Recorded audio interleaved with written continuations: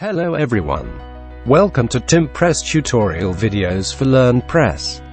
In this video, I will guide you step by step how to use Paid Membership Pro add-on for LearnPress. This add-on allows you to create subscriptions for better management of learning and budget needs. You can set different levels of membership or subscription, and the courses inside each level. Then students can be allowed to buy courses individually or only via membership levels. At first, you need to have the add-on ready to use, by installing and activating through dashboard as usual.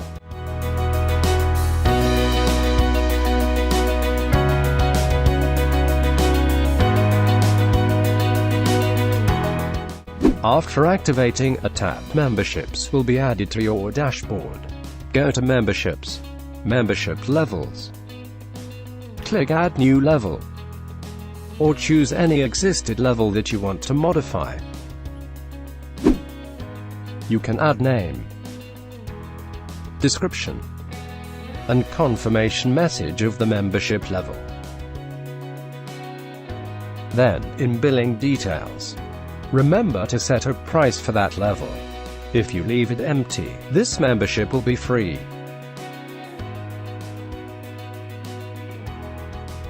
You can also set up expiration day for the membership level by tick on this box.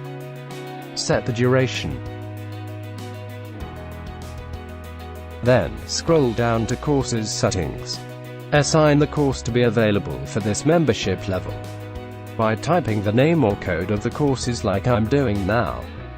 Remember that a course can be assigned to different membership levels.